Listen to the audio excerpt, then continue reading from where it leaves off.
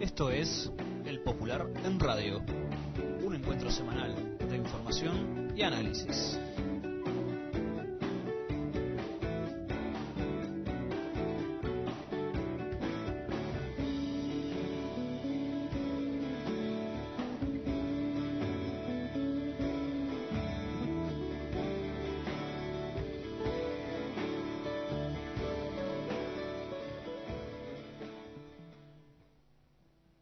Buenos días a todas y todos. Esta es una nueva edición del Popular en Radio, un espacio de comunicación con los comunistas, los frente amplistas, los militantes sindicales y sociales y con todos los hombres y mujeres interesados en la política y en profundizar el proceso de cambios en nuestro país. Agradecemos todos los mensajes recibidos por mail, por teléfono y personalmente. Esto es El Popular en Radio. Muy buenos días, los saluda y las saluda Gabriel Mazarovich, 9:30, estamos aquí en CX30 como todos los domingos. Antes de entrar a este programa que lo tenemos cargadito hoy, así que vamos a ir rápido a la introducción, queremos agradecer mucho los saludos, los mensajes de todas las compañeras y compañeros que están escuchando el programa, ya sea en vivo y nos lo hacen llegar, o ya sea a través de nuestra página de Facebook y nuestro canal de YouTube, ingresado para eso. Nos han preguntado si vamos a tener página web. Sí vamos a tener página web, estamos trabajando en eso, pero por ahora hemos logrado muchísimas reproducciones y muchos saludos de todos ustedes, en particular el lunes pasado en la Plaza Libertad y en el Velódromo. Les agradecemos muchísimo. Vamos a estar en la calle con ustedes como siempre y reflejando lo que ustedes hacen, sus sueños y sus luchas. Este domingo vamos a compartir el editorial del Popular sobre la decisión de la Suprema Corte de Justicia, una nota con Daniel Marsiglia, de la dirección del Partido Comunista de Uruguay sobre la situación política, la asunción de Susana Muñiz como ministra de Salud Pública, la posición del presidente de la República, José Mujica, sobre el Mercosur, con algunas variantes interesantes y a la vez preocupantes, la visita del canciller Luis Almagro a Cuba, una entrevista a Aníbal Carrillo, candidato presidencial del Frente Guazú, que quiere decir amplio en guaraní, en Paraguay, y una conversación con Marcelo Audala, coordinador del PICNT, sobre las prioridades de la Central Obrera para este año, la que queríamos tener la semana pasada y no pudimos por el problema del celular. Como ven, estamos muy cargaditos, nos vamos ya, derechito, al programa. Esto es El Popular en Radio.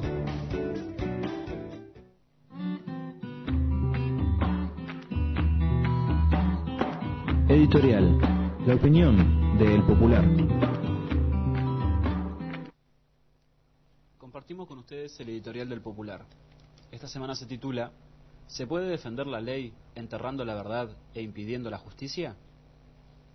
La semana pasada analizábamos la gravedad de la decisión indefendible de la Suprema Corte de Justicia de trasladar a la jueza Mariana Mota y alertábamos sobre el peligro de una decisión aún peor. Esta se concretó. Por votación de 4-1, la Suprema Corte de Justicia declaró la inconstitucionalidad de la ley que estableció que los delitos de lesa humanidad son imprescriptibles. Aunque la indignación llena el corazón, es imprescindible ser preciso y claro. Para empezar, precisemos responsabilidades. En ambos casos, la Suprema Corte resolvió por mayoría de 4-1. En ambos casos votaron a favor de la impunidad Jorge Ruibal Pino, Jorge Chediak, Jorge Larrieux y Julio César Chalar. En ambos casos votó en contra Ricardo Pérez Manrique.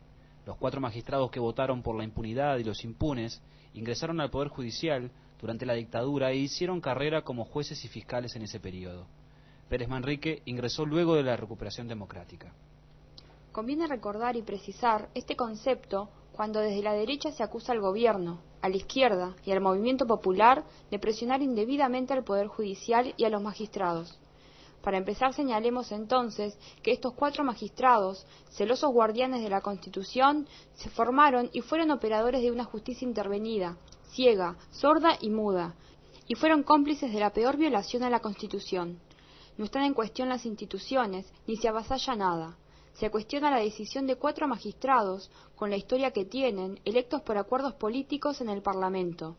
Es paradójico ver a la derecha denunciando con histeria que se viola la separación de poderes por protestar, cuando defienden la ley de caducidad, por la cual los jueces tienen que pedirle permiso al presidente a ver si investigan o no. ¿Hay mayor violación a la separación de poderes que esa? En términos jurídicos, la declaración de inconstitucionalidad es impresentable. En primer lugar, porque viola todos los convenios y tratados internacionales de los cuales forma parte Uruguay. Se ha señalado con razón que viola el Pacto de San José de Costa Rica, también la sentencia de la Corte Interamericana de Derechos Humanos en el caso Hellman, pero viola la Carta de Derechos Humanos de la ONU, como lo recordó la Alta Comisionada de Derechos Humanos del organismo internacional. Es un fallo que coloca a nuestro país como un Estado paria, al margen de la legislación internacional.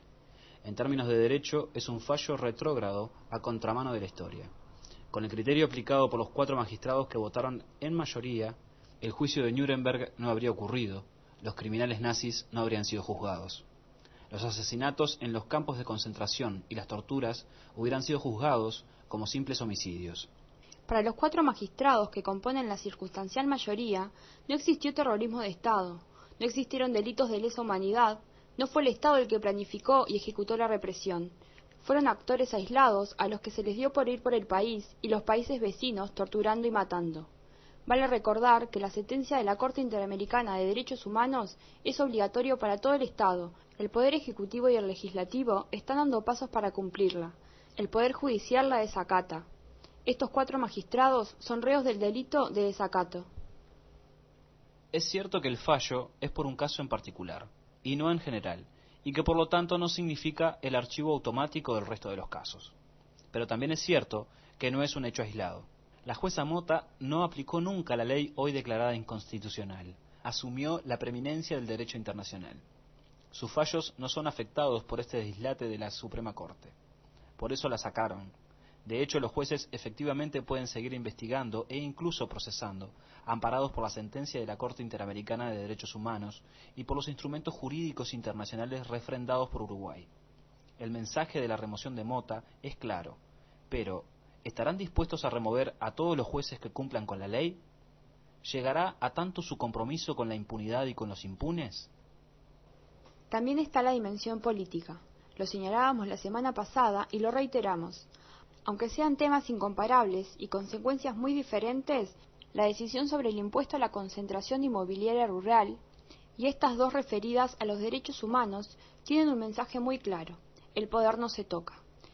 Estas decisiones son parte de una estrategia de poder para frenar los cambios y defender el status quo, y para ello utilizan una institucionalidad aún incambiada en lo fundamental. Reiteramos lo que señalamos hace 7 días. Se impone preguntarse: ¿hasta dónde podemos cambiar sin cambiar una constitución pensada para que nada cambie? Pero quizás lo más importante y de lo que menos se habla es el mensaje social, ideológico, en la construcción de los valores. Estas decisiones amparan y defienden a asesinos, desaparecedores, secuestradores de niños, violadores y torturadores. Estas decisiones vuelven a golpear a los familiares que hace 30 años buscan a sus seres queridos, a quienes venciendo el dolor se atrevieron a denunciar, a las mujeres que enfrentando todo denunciaron las violaciones sistemáticas. Por eso, con absoluta responsabilidad, pero con firmeza, como el lunes en Plaza Libertad, decimos con franqueza y claridad: no nos rendiremos jamás. Nos pondrán trabas 1000 veces y 1000 veces nos levantaremos. ¿Se puede defender la ley enterrando la verdad e impidiendo la justicia? No, no se puede. Por eso, para defender la ley, con verdad y justicia, seguiremos denunciando, seguiremos presentando testimonios, seguiremos impulsando las causas, apoyaremos denuncias internacionales, estudiaremos vías políticas y legislativas. Le reclamaremos al Poder Ejecutivo que se involucre, que investigue, que aporte pruebas, que acuse. Y también nos movilizaremos, porque la ley, la justicia y la verdad, hoy como siempre se defienden en la calle. Esto es El Popular en Radio.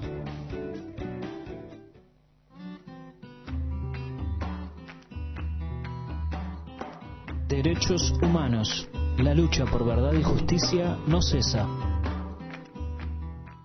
Estamos conversando aquí nuevamente, como muchas veces, y por suerte muchas veces lo hemos tenido aquí, desde el primer programa. En el primer programa que tuvimos el 5 de febrero del año pasado, cuando iniciamos, ahora vamos ya por 50 programas, estuvo Daniel Marsiglia en El Popular, en estudio además, junto con Jorge Brovetto. Así que muy buenos días, Daniel. Hola, ¿qué tal? ¿Cómo están? Un saludo a todos y a la audiencia. acá estamos en esta remando, parece que los temas van y vienen, ¿no? La dialéctica del freno y el impulso nos obliga a volver a hablar de temas. La acción y la reacción. Ajá, o para decirlo en términos nuestros, la dialéctica revolución contra revolución, ¿no? Ahí está. Empecemos por eso, Daniel. ¿Qué posición tiene el PSU? Sacó un comunicado, acá lo hemos leído el comunicado en el programa anterior. ¿Qué posición tiene el PSU sobre esta decisión de la Suprema Corte de Justicia de anular la ley que declaró imprescriptible los delitos de lesa humanidad?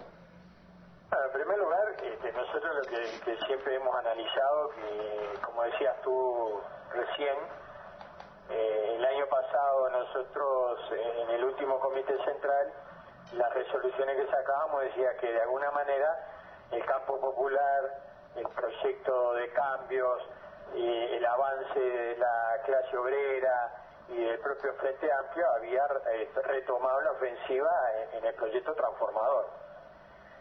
Y eso era así. Y entonces, pero como tú bien decías, la dialéctica, ¿no?, es tan porfiada que ante los avances de los procesos de transformación y de cambio, evidentemente iba a venir la contraofensiva de la derecha, de las clases dominantes, y que al análisis nuestro, que algunos compañeros podrán compartir o no, pero evidentemente que cuando nosotros decimos muchas veces que, retomando una frase del propio Frente Amplio, porque están los documentos del Frente Amplio últimamente aprobados, cuando nosotros hablamos de gobierno en disputa, hablamos de eso, justamente. Como hoy se expresa más que nunca, como dice la canción, ¿no? Tengo el corazón en carne viva, porque hoy queda demostrado claramente cómo juega la superestructura de un Estado, ¿ah?, donde de alguna manera nos pone límite a los avances que se venían desarrollando desde el gobierno y del campo popular. Porque evidentemente que uno no puede comparar ni igualar una cosa con la otra, pero en definitiva las últimas resoluciones de la Suprema Corte de Justicia determinan, ¿verdad?, el freno que le ponen las clases dominantes y la derecha y la oposición a los cambios en este país, en el plano de la economía por el ICIN y en el plano de la memoria, la verdad y justicia con respecto al tema de los dos artículos que acaban de decretar inconstitucional. Entonces, para nosotros es un tema profundamente político y las salidas y las resoluciones que se tomen tienen que ser en el plano de la política. Más allá de que pueda haber después una expresión en el campo de lo jurídico para ver cómo se sigue, acá es justamente dar respuestas políticas. Y las respuestas políticas se construyen desde la elaboración, desde la fuerza política, pero también desde las organizaciones sociales, PCNT, familiares, hijos, ¿verdad? Como parte de ello, la demostración de la concentración última en Plaza Libertad. Es decir, acá se va por el lado de lo jurídico, pero si no hay movilización que defienda los avances en el plano concreto de los derechos humanos, y bueno, todo va a seguir estando en manos de 5 tipos sentados en un sillón. Esto es siempre un problema de correlación de fuerza. La dialéctica es, pero también se da vuelta en función de las correlaciones de fuerza que tú puedas construir de este lado para seguir avanzando en ofensiva como estábamos.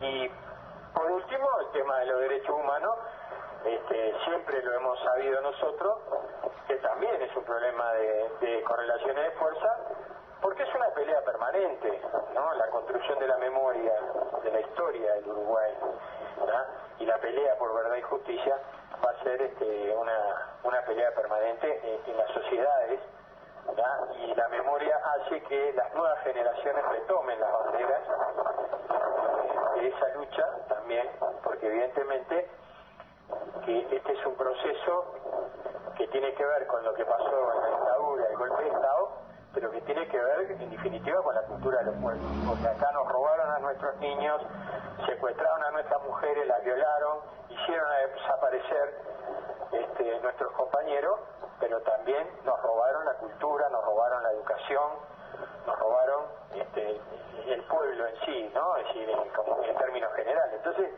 rescatar todo eso hace que nosotros tengamos una batalla permanente sobre esto. Daniel, en ese marco, ¿está claro el desarrollo de la movilización? ¿No va a ser la única? No. ¿Cuáles son las ideas que se están manejando a nivel del PSU y a nivel del Frente Amplio de salida para esto? Porque hablábamos en el programa anterior con Pablo Chargoña y analizábamos algunas. Se habló de un recurso interno que es imposible porque a la Suprema Corte de Justicia solo se la puede recurrir ante la propia Suprema Corte. Es imposible, es el único tribunal que se juzga a sí mismo. Segundo, se habló de un juicio político que en realidad también, como salida institucional, es una salida ciega, porque todos sabemos que no hay voto en el Parlamento para juicio político. Se habla de recursos internacionales, porque además esta sentencia claramente coloca al Uruguay como paria internacional, o sea, la coloca al margen de toda la legislación internacional. ¿Cuáles son las medidas que se están manejando? Y bueno, lo primero, que fue lo que discutimos el otro día en el secretariado del FA, porque evidentemente no hay tanta indignación en todos los sectores de la sociedad que con un tema como esto tan sentido, que bueno, que de alguna manera cada uno empieza a elaborar, ¿verdad?, una respuesta. Pero lo importante que no podemos perder nosotros de vista el objetivo central, que es cómo trabajamos todos juntos en la respuesta. Y acá la propuesta es, si tú te acordás, cuando la primera vez que no pudimos anular con la ley, cuando el episodio Semproni, ¿verdad? El 19 de mayo. Exacto, bueno, ahí tú te acordás que se creó toda una situación muy compleja, había desánimo, ¿no? Pero bueno, ahí en aquel momento Jorge Brovetto jugó muy bien, y esto lo quiero decir porque él se esforzó para que nuevamente volviéramos a una mesa del Frente Amplio, con todos los abogados, todos los compañeros de los diferentes sectores, los que sabían, todo lo más, para tratar de encontrar justamente una salida política, ¿tá?, que nos uniera a todos. Y eso posibilitó esto que ahora la Corte acaba de decretar inconstitucional. Por lo tanto, uno de los caminos me parece que volver, y eso ya hicimos acuerdo, a tratar de trabajar todos juntos en una única línea, ¿verdad? Que ya te digo, es encontrar, desde el punto de vista jurídico, hay una correlación de fuerzas muy favorables a nivel internacional, eso sí, ya hay declaraciones de la comisionada de la ONU, ¿no? Eso también ayuda, es muy importante, ¿no? Porque estás hablando del Estado uruguayo que vuelve a violar los acuerdos internacionales firmados y acordados por este país, ¿verdad? Entonces, volvamos a sentarnos a trabajar y elaborar una hoja de ruta desde el punto de vista jurídico. Pero, como yo te decía, esto se juega también en el campo de las ideas, de la política y de las correlaciones de fuerza y de la movilización. Entonces, vayamos pensando, ¿verdad?, qué otras medidas y movilizaciones se van a ir haciendo, ¿verdad? Y una de ellas, que ya también se ha propuesto, porque está en la propia plan político del Frente Amplio, es ir un poquito más allá en las discusiones, ¿no? Y ir hacia, por ejemplo, una reforma profunda para ir a una democratización de la justicia de este país. Yo sé que hoy tener una mirada de ese tipo, cuando tenés que dar una respuesta inmediata a lo que pasó, puede parecer como algo muy alejado en el tiempo. Pero bueno, nosotros tenemos la necesidad de dar una respuesta ahora contundente de lo que pasó con la Suprema Corte. Pero la Suprema Corte va a seguir teniendo ese tipo de posiciones. Entonces, nosotros queremos dar una perspectiva también de mucho más largo alcance. En el plan político del Frente Amplio nosotros tenemos la Asamblea Constituyente, tenemos la reforma de la Constitución. Bueno, centrémonos a elaborar y ahí pongamos la democratización de la justicia en este país, ¿no?, como uno de los puntos centrales. Porque acá hubo un ajuste de cuentas con la jueza Mota. ¿Por qué? Porque la jueza Mota en ningún momento utilizó ni siquiera la ley para juzgar los crímenes de lesa humanidad. Y bueno, y por lo tanto, ahí es donde le duele Nicaragua. Porque ella siguió trabajando con la ley como estaba, ¿ya? Y yo creo que los demás jueces que tienen varias causas también están trabajando y nunca utilizaron la ley. Entonces, ¿qué van a remover a todos los jueces que están hoy con causa de derechos humanos? Entonces, yo creo que evidentemente hay un ajuste de cuenta a todo lo que hizo la jueza Mota, y eso es importante. Entonces, una respuesta inmediata, lo de la Suprema Corte es cómo vamos a salir con todo el Frente Amplio, ¿no? Y que intervenga familiares, hijos, el PCNT, buscando una salida que conjuntamente hagamos la denuncia de lo que pasó, ¿verdad? Y segundo aspecto, para ir un poquito más allá y profundizar en el proceso, bueno, las herramientas que nos dimos a través del plan político del Frente Amplio, y ahí aparece la constituyente, reforma de la Constitución, como le queramos llamar, pero la necesidad de sentarnos y ver qué cosas tenemos que cambiar para seguir avanzando en un país donde haya más libertades, más justicia y una radicalidad de la democracia para avanzar, ¿no? En ese plano, Daniel, que ha sido muy comentada la opinión de Tabaré Vázquez, que salió a opinar, le reclamaba a todo el mundo, particularmente la derecha, que opinara en torno a la polémica interna en el gobierno sobre las medidas económicas y también en torno a esta situación de la Suprema Corte de Justicia. Tabaré Vázquez dio dos posiciones muy concretas, ¿no? Pero en general se las mostraron como parciales. ¿Qué opinión tiene el PSU de esta declaración? Lo que pasa es que evidentemente que la prensa lo que muestra es parte de una frase o de una oración que planteó Tabaré, ¿no? Y cortan ahí y publican y salen con eso, porque en definitiva lo que quieren es volver a generar una nueva contradicción a la interna del gobierno y de la fuerza política, ¿no? Pero si uno realmente trata de ser objetivo de lo que dijo Tabaré, ¿no? Tabaré habló, evidentemente, que si el Ministerio de Finanzas, el Ministerio de Economía, es evidente que propone un paquete de medidas tributarias. Ahora, él dijo, en acuerdo, en última instancia, con el presidente de la República, que es el que define la política económica, ¿no? Porque es la política económica del gobierno, no de un ministerio. Entonces, yo creo que acá Tabaré lo dijo claramente. El Ministerio de Finanzas arma el paquete de medidas tributarias, pero es en definitiva, después en acuerdo con el presidente, porque eso es responsable como último de la política económica del gobierno.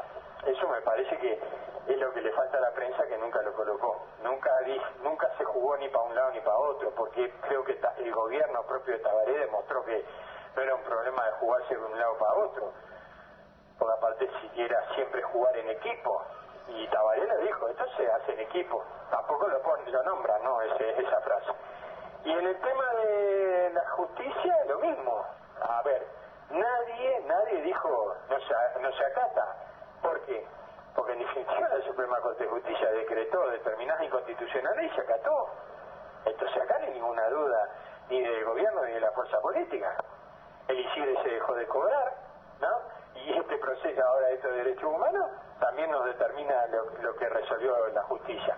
¿Pero qué dijo Tabaré? La reunión seguida dijo, no quiere decir que no se pueda movilizar, que no pueda una expresión en contra de lo que se resolvió. Y dijo otra cosa también que me parece importante, como hombre de la fuerza política. Y también estoy de acuerdo con las opiniones y las resoluciones de la fuerza política, que es mi fuerza política. Yo creo que nos quieren volver a poner una cáscara de banana utilizando a Tabaré para generar otro conflicto a la interna de la fuerza política y del gobierno. Pero objetivamente Tabaré lo planteó en ese sentido, ¿no? Te agradecemos mucho y vamos a seguir conversando. Dale. Un abrazo. A ustedes, un abrazo. Esto es El Popular en Radio.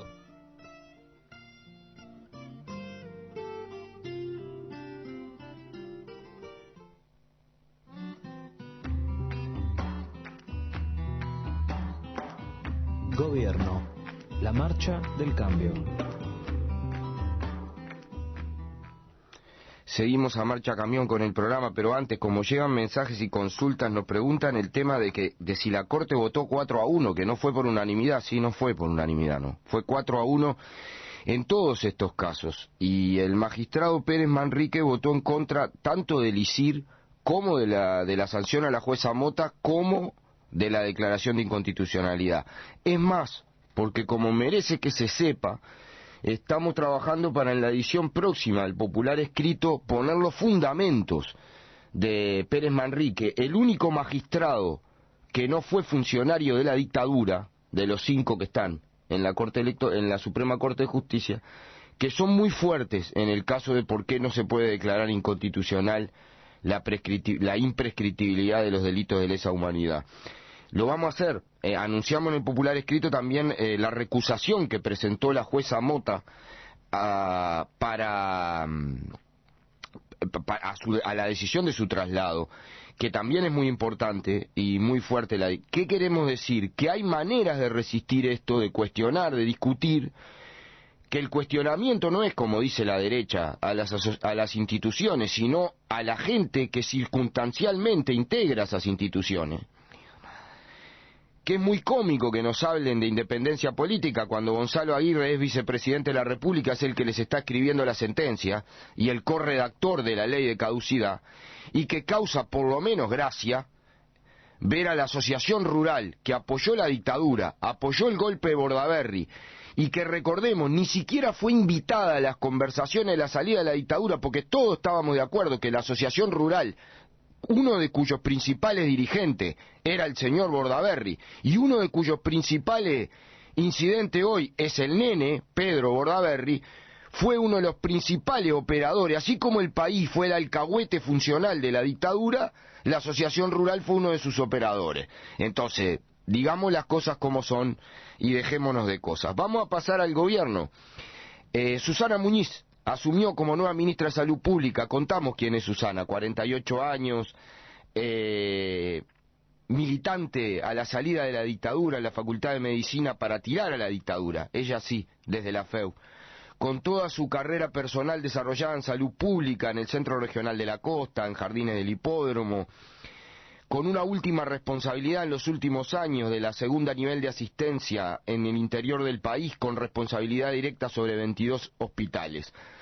Susana, nuestra compañera y amiga, nueva ministra de Salud Pública, escuchemos parte del discurso al asumir. Agradezco el honor que me confiere el presidente de la República, don José Mujica, designándome como ministra de Salud Pública. Menuda responsabilidad y compromiso que me toca asumir en este segundo periodo de la reforma de la salud. Reforma aún muy joven, iniciada en el año 2008, que sin embargo ha concretado avances sustanciales en cuanto a la sustentabilidad y accesibilidad del sistema. No decimos y asumimos que aún tenemos dificultades en la atención a la salud, en las que deberemos avanzar, mejorando aspectos de la continuidad y oportunidad de los procesos de atención, profundizando el cambio de modelo de atención, enfatizando el primer nivel y el trabajo interdisciplinario desde los preceptos de atención primaria. No puede haber uruguayos de primera y de segunda, y por lo tanto no puede haber atención a la salud de primera y de segunda. Pero alcanzar dicho objetivo, que sabemos será producto de un proceso largo y de mucho trabajo, requiere el trabajo incansable de todas y de todos. Es ahora momento de reflexionar que la atención a la salud debe ser brindada siempre desde una óptica de derechos, priorizando la libre elección de los usuarios frente a las convicciones personales, generando así los espacios de intercambio de información necesaria, pero desarrollando la profesionalidad también como agentes de derecho, respetuosos y orgullosos de velar por el derecho a la salud. Derecho que se inscribe en el gran capítulo de los derechos humanos, derechos que deberían ejercerse y protegerse sin titubeos en este siglo XXI y que algunos en estos días en nuestro país procuran desconocer en beneficio de los poderosos. Y es en ese sentido que nos preocupan además aspectos vinculados a la oportunidad y continuidad asistencial que abordaremos desde una dinámica de redes integradas de servicios de salud, contando para ella con herramientas contempladas en la propia ley de creación del Sistema Nacional Integrado de Salud, como la complementación entre prestadores, herramienta en la que hemos incursionado, pero que deberemos profundizar. La puesta en marcha de la reforma dejó a su vez al desnudo la carencia de recursos humanos adecuadamente formados y capacitados para el modelo de atención que propulsamos. Problema que se agudiza en el interior del país y que es necesario abordar con una visión estratégica junto a las instituciones formadoras de recursos humanos. Todos deberemos aportar desde una visión global del país, acortando las distancias entre Montevideo y el interior y entre las capitales y el medio rural. Es preciso llegar con prestaciones de calidad a todos los habitantes de los rincones más alejados, siendo muy cuidadosos en no cargar a la ciudadanía de costos excesivos. Se requiere de esfuerzos conjuntos entre los prestadores, primando el sentido de responsabilidad y servicio. Esto es El Popular en Radio. Era Susana Muñiz. Qué lindo escuchar a una ministra hablando de la salud como derecho y no como mercancía, y no como la guita que se quieren llevar, y cuánto voy a ganar, y cuánto voy a cobrar por acto médico. Y qué lindo plantear que no haya uruguayos de primera y de segunda, como lamentablemente, a pesar de todos los esfuerzos, todavía hay. Qué bueno escuchar a Susana ahí. Vamos a ir ahora. El presidente de la República, José Mujica, realizó un planteo público reclamando a los países del Mercosur sobre la situación del bloque regional. Lo hizo con una mirada muy crítica, que además introduce un matiz importante en su discurso. Es uno de los defensores más centrales, Mujica, de la integración. Hay que recordar la importancia de este pronunciamiento, ya que Uruguay hoy ejerce la presidencia pro tempore del bloque regional. Y tenemos al canciller de Brasil trabajando en Bolivia para que Bolivia ingrese al Mercosur. Escuchamos, no es por compartirlo, sino por analizar lo que dijo Mujica y el debate que plantea. Escuchémoslo. No podemos ni debemos engañarnos que en los últimos años el Mercosur ha quedado muy estancado, con crecientes dificultades de comerciar entre sus socios, y más que hacer un mercado común, apenas en los hechos se es una mala unión aduanera. Y aunque existe voluntad bilateral manifiesta, que creemos que se va a ir concretando con Brasil, la verdad es que en el todo Mercosur tenemos dificultad de carácter paquidérmico para poder avanzar, y en lugar de aumentar la fluidez de nuestro intercambio, lo que aumenta son los obstáculos. Y entonces hay una discusión inevitable dentro del Mercosur: ¿cuál es nuestro destino? Porque tenemos que mirar el mundo entero, y naturalmente hay una discusión de destino y de rumbo acá en el Uruguay, porque tenemos que luchar por la integración, y tenemos que luchar porque es el gesto y el paso racional más conveniente, la integración con nuestros vecinos. Y tiene que haber voluntad política en el marco de la región, y es esto lo que está en cuestión. Si el mundo empieza a hacer acuerdos regionales por aquí y por allá, naturalmente para aquellos que no estén dentro de esos acuerdos se van a levantar y se van a multiplicar los obstáculos para poder comerciar. Y esos obstáculos después determinan lo que pasa internamente en el campo del trabajo. Entonces, este problema del rumbo del Mercosur, del podernos asegurar mercados, y nadie regala nada en este mundo, hay que convenir que cuando se dan ventajas, también hay que otorgarlas. Todo esto compone el escenario actual, y es naturalmente de importancia decisiva. Esto es El Popular en Radio.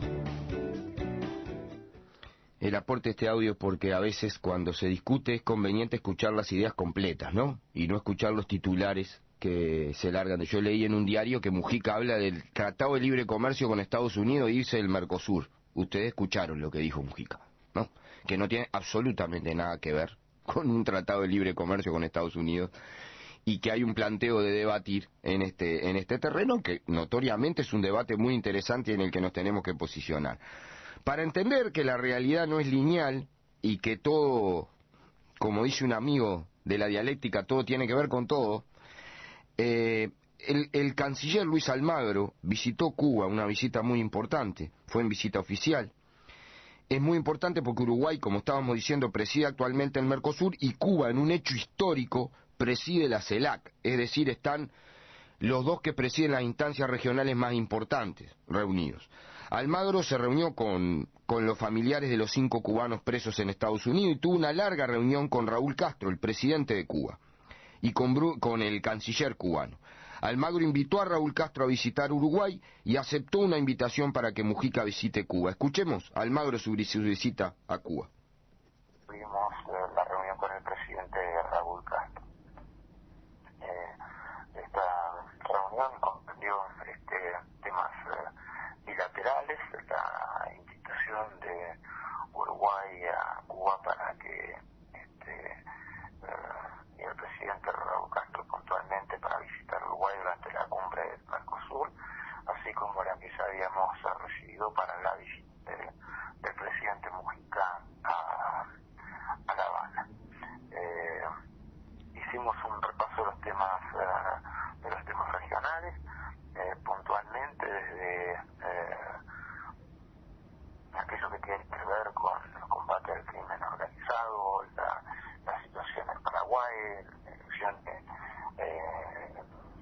Ecuador, la situación el regreso del presidente Chávez a Venezuela y una continuidad de asuntos que tienen que ver con la agenda bilateral, con la producción agropecuaria de Uruguay. Fue un encuentro muy afable que se extendió un buen tiempo y que verdaderamente demuestra las afinidades entre los dos países, la intensa agenda bilateral que tenemos, muy rica en diversos temas, y digamos la conexión que tienen los dos presidentes. Esto es El Popular en Radio. Nos vamos a ir a una breve tanda, vamos a Marcha Camión, vamos a volver con una mirada internacional sobre Argentina, Paraguay y Venezuela y la entrevista con el coordinador del PICNT, Marcelo Abdala. Antes nos avisan los compañeros del Zunca que están lanzando la campaña de firmas por la vida para que no muera un solo trabajador de la construcción más. Están en la Feria de Tristán Narvaja ahora con la mesa todos los que quieran firmar e informarse. Vamos a hablar de este tema luego en el bloque sindical, pero ahí están y los compañeros están escuchando el programa, así que les mandamos un abrazo. También nos mandan un abrazo de la Feria de Piedras Blancas, donde también están escuchando el programa y juntando firmas para esta campaña del Zunca.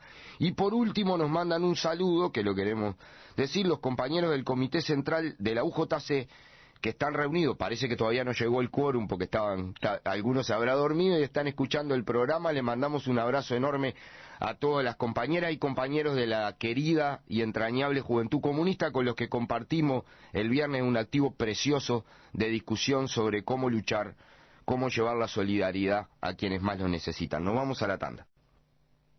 Porque la lucha de ideas es en todos lados, ahora El Popular en Radio, también en Facebook. Agregando nuestra página podés acceder a los programas grabados para escuchar en línea o descargarlos a tu PC. Búscanos y sumate a nuestra red de amigos. El Popular en Radio, también en Facebook.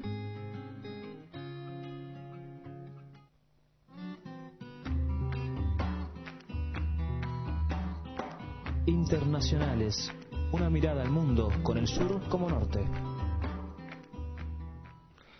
Seguimos aquí en CX30, vamos a seguir caminando a Marcha Camión. El vicepresidente venezolano Nicolás Maduro señaló este viernes que desde hace varios días se ha emprendido un plan de desestabilización contra su país, organizado desde Miami, donde el ex candidato presidencial de la derecha y actual alcalde de Miranda se fue a reunir con banqueros que están prófugos de Venezuela y refugiados en Miami, esa cloaca a cielo abierto que es Miami, donde se refugian todos los corruptos y asesinos del mundo. Todos están ahí, todos juntos, ahí es una maravilla. ¿Dónde va un corrupto y un asesino cuando tiene que esconderse? A Miami, todos. Entonces, Maduro denuncia la responsabilidad de bandas mafiosas dirigidas por personajes de la estopa de Roger Noriega, Otto Reich y John Negroponte. Escuchemos al vicepresidente venezolano, que él lo dice todo. Bueno, como dicen los periodistas, hemos tenido varios días de una guerra incesante, internacional, viene de afuera. ¿Ustedes saben de dónde viene? De Miami. Nosotros sabemos quién la produce.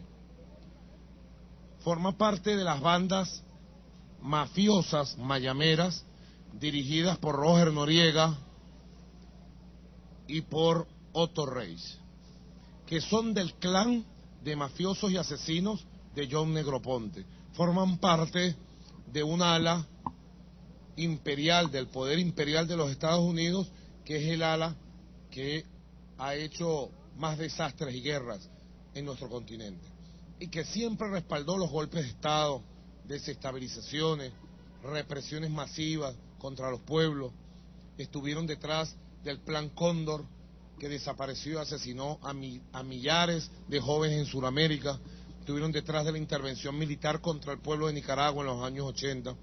Y ellos son el núcleo central de toda la campaña contra Venezuela. Y se van a saber más cosas más adelante. Financian con dólares del poder imperial de los Estados Unidos a los grupos que aquí en Venezuela han pretendido desestabilizarnos desde hace mucho tiempo. Y le queremos decir al pueblo de Venezuela, pero particularmente en los últimos días, porque están como locos para desestabilizar el país. Y nosotros le hacemos un llamado a todo nuestro pueblo, para que juntos, unidos en oración y en acción, en trabajo permanente, bueno, sencillamente derrotemos los rumores, las campañitas que hay permanentemente. Nosotros hemos informado y seguiremos informando siempre la verdad, absolutamente apegada a la verdad que nuestro corazón y nuestra vida, unida al comandante Chávez, va surgiendo en cada coyuntura. Y ustedes lo saben, porque esa es la pedagogía del comandante Chávez. Siempre la verdad, en cada circunstancia, vinculado a su enfermedad, el comandante Hugo Chávez ha informado de manera inmediata. Esto es El Popular en Radio. El candidato a la presidencia de Paraguay por el Frente Guazú, Aníbal Carrillo, visitó nuestro país y se reunió con el presidente José Mujica, el expresidente Tabaré Vázquez y la mesa política del Frente Amplio. En diálogo con el Popular, analizó la situación política en el hermano país y las principales propuestas de su fuerza política, de la izquierda, de Frente Guazú, que como ustedes saben, Guazú en guaraní quiere decir amplio. Aníbal Carrillo tiene 58 años, médico pediatra, presidente del movimiento Tecocoyá, que fue la primera organización que respaldó a Lugo y además resistente a la dictadura de Stroessner. Escuchemos una parte, la entrevista entera está en el Popular escrito de este viernes. Hablemos un cachito de la situación actual en Paraguay, porque tiende a haber confusión si uno se guía por los grandes medios internacionales o por lo que llega por las agencias de noticias, y porque encima además va a haber elecciones. Entonces, hay un gobierno golpista hoy y hay represión concreta y sobre zonas donde la fuerza política que tú representás, inclusive Lugo, tenía su base social, que es el campesinado. En estos últimos meses hubo 2 líderes campesinos asesinados, hay varios líderes campesinos presos y en huelga de hambre aún, ¿verdad? Sí. No, y el ambiente que se respira, por un lado el gobierno trata de presentar la situación post-golpe como una normalidad democrática, de que hay libertades, de que todo está tranquilo, la gente circula libremente, pero por otro lado sí vemos un asesinato selectivo de dirigentes. El primero de ellos, que es Vidal Vega, el que había citado, es un asesinato muy bien dirigido, por cuanto que este dirigente campesino era uno de los que tenía la responsabilidad principal o una de las responsabilidades principales en la investigación de la masacre de Curubate. O sea que no es el azar, no es un dirigente que esté en otro tipo de lucha por la tierra, sino específicamente del caso de Curubate. Lo mismo que este compañero que ahora fue asesinado, ¿verdad? Lescano, que también es un dirigente muy de mucho peso en la región, que es el norte del país hacia Concepción. Sumado eso a la persecución que se da fundamentalmente al Frente Guazú en términos de funcionarios, servidores del gobierno, que fundamentalmente están en áreas sociales, que son los que están siendo despedidos de la gestión del gobierno. O que además no es a cualquier sector, es hacia el área social o hacia el área de comunicación. O sea, han desmantelado lo que fue el esfuerzo de montar una comunicación independiente del Estado. Prácticamente todos han sido también desplazados o despedidos. Y lo mismo en relación a las áreas de políticas sociales, ¿verdad? Que eso prácticamente se había iniciado con el gobierno de Lugo, ¿verdad? El potenciamiento de las políticas sociales y el montaje de estructuras que puedan permitir estas políticas sociales y que están siendo hoy día desmanteladas. Además, la irrupción del dinero de un modo visible, escandaloso en las campañas electorales, ¿verdad? Que no corresponden evidentemente a la capacidad normal de los partidos políticos, ¿verdad?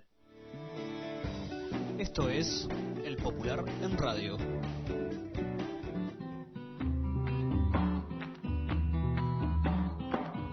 Sindicales. El Uruguay visto desde los trabajadores. Agradecemos la cantidad de mensajes telefónicos por mail. Nos están ayudando acá los compañeros de la audición de Adión que están y Marco que está allí, porque hoy estamos solos en el estudio y no podemos atender las llamadas telefónicas. A la compañera Ayala que llamó porque el audio del canciller Almagro estaba mal. Sí, era el original del audio, estaba mal porque era una comunicación telefónica y no salió. Esperemos que el resto esté saliendo bien, María, y que lo estén escuchando bien. Antes de pasar al diálogo con Marcelo Abdala, señalar dos cosas en términos sindicales. En primer lugar, el triunfo de los trabajadores de Quital, que con su lucha consiguieron que el oligopolio de la televisión privada tuviera que sentarse a negociar después de varios días de ocupación. Salió una nota larga durante 2 semanas en el Popular siguiendo este conflicto. Estuvimos con los compañeros, estuvo el equipo nuestro del semanario con los compañeros y han logrado con la intervención del PIT-CNT que los señores que se creen dueños de la televisión uruguaya y actúan como tales, y lamentablemente todavía desde los gobiernos de izquierda no hemos hecho demasiado para hacerles entender que no son los dueños, que no son los señores feudales de la televisión, los trabajadores toman el toro por las guampas y por lo menos le dicen que en Uruguay hay leyes laborales que se tienen que respetar.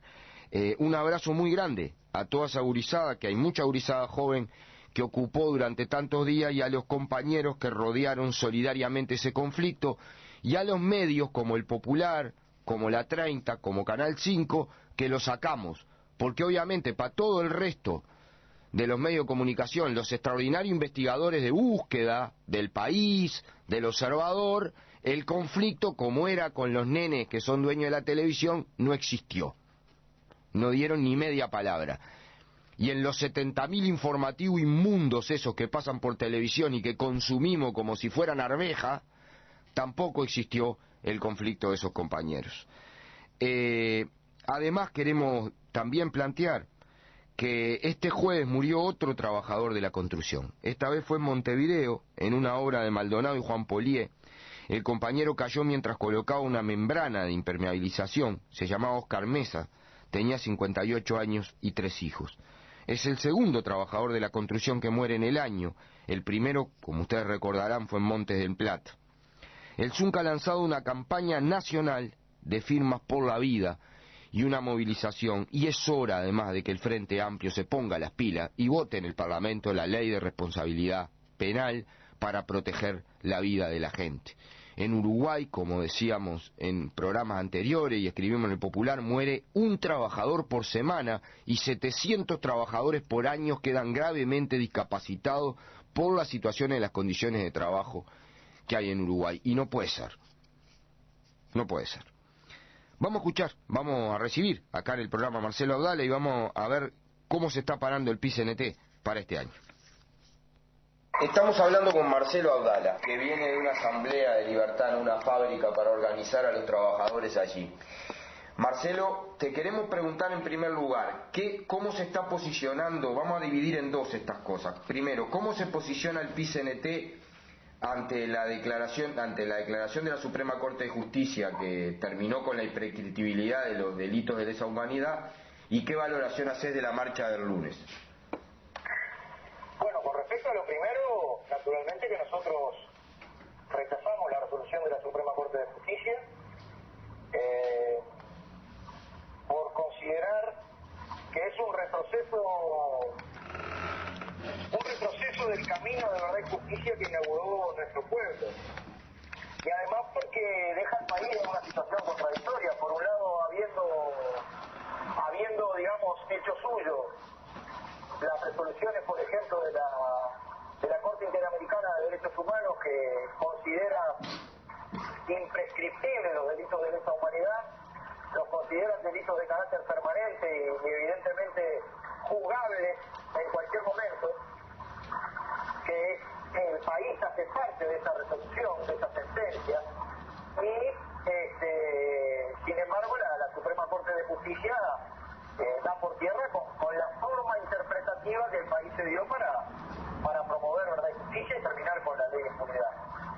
Pero por dependencia de razones jurídicas, el centro de la discusión que hizo nuestra central tiene que ver con el programa, con la pasa, con las dos cosas, de qué forma mantener el planteo verdad y justicia, memoria histórica, nunca más dictadura, y que el mismo se haga carne en el país y que avance en todos los planos, en el plano jurídico, pero también en el plano de la cultura, en el plano de la vieja reivindicación de eliminar las espinas envenenadas del fascismo en la realidad nacional, y de qué forma el movimiento obrero y popular, podríamos ampliarlo al bloque político y social de los cambios, logran que efectivamente nuestro pueblo esté claro en esa batalla. Esa es la discusión principal.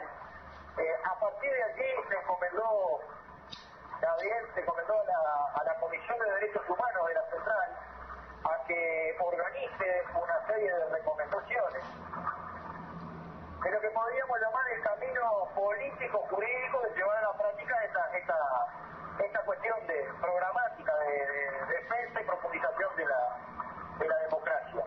Es decir, ¿cuál es la forma ahora de dar por tierra con la impunidad? Y en ese sentido vamos a recibir recomendaciones de juristas, de amigos, que van a entrar en el secretariado para que nuestra central también diseñe una estrategia, pero siempre desde el pie y con la gente, comunicando todo mucho a la opinión pública, al pueblo, a los trabajadores, ¿no?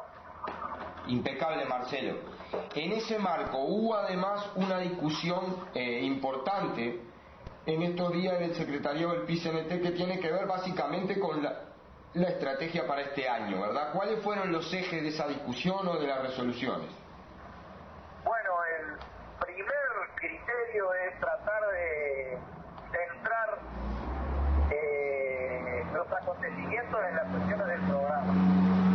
Para decirlo en estos términos, de las prioridades programáticas que definió nuestra central, la presencia del presidente Mujica en el PIT-CNT confirmó una parte muy importante de los planteos del PIT-CNT cuando él estableció que el Poder Ejecutivo estaba de acuerdo. Bueno, ahora es el momento de la concreción. Todas esas iniciativas deben concretarse. Entonces, tenemos un primer gran eje de la movilización y de la gestión, las dos cosas, de hacer realidad las cuestiones del programa que fueron señaladas en la elaboración de la central en el último cuatrimestre del año, digamos. En segundo lugar, ampliar la base social de una estrategia de desarrollo como la que nosotros sugerimos a través de la contratación para el desarrollo productivo. En tercer lugar, estar a la altura de las necesidades con los distintos eventos que nos van a permitir debatir las cuestiones de la memoria histórica, en particular el 40 aniversario de la huelga general. En cuarto lugar, poder generar condiciones para que la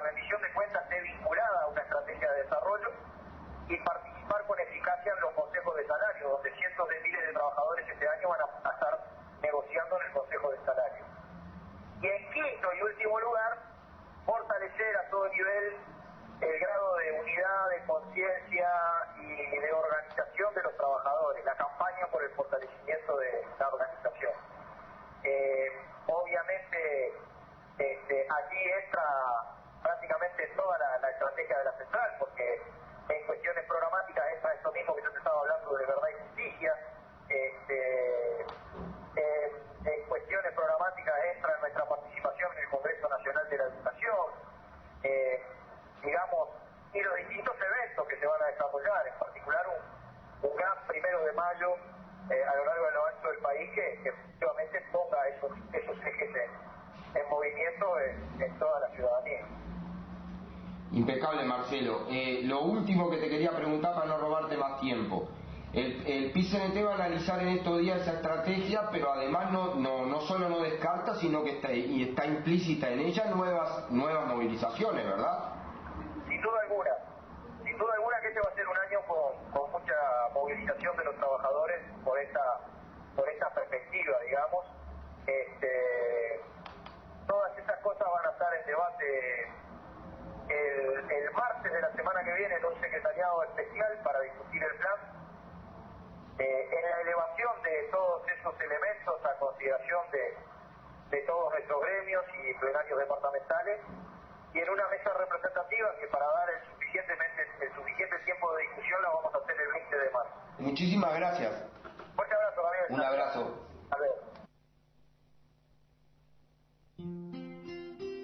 Esto es El Popular en Radio.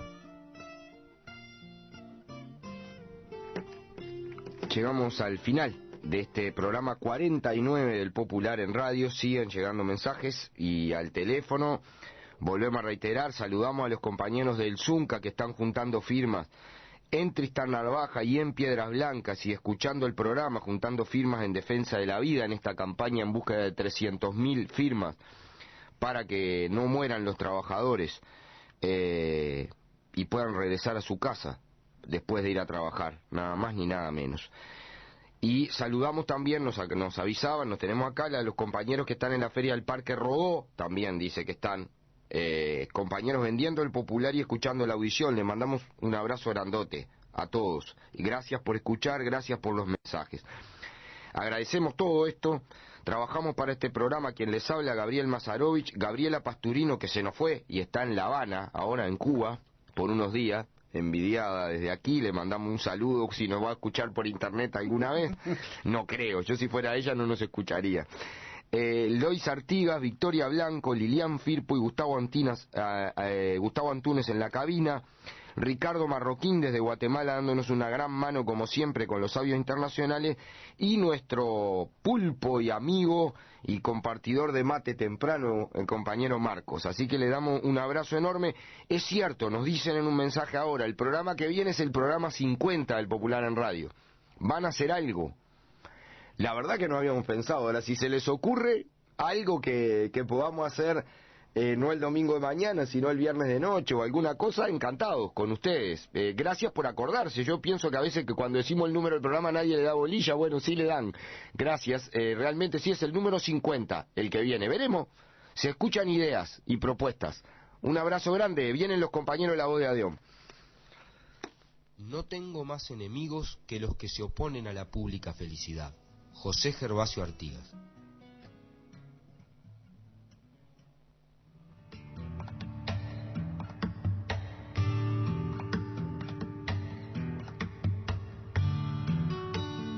Esto fue El Popular en Radio.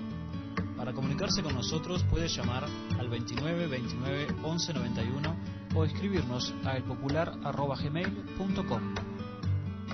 Nos volvemos a encontrar el próximo domingo a las 9:30 horas en esta misma emisora.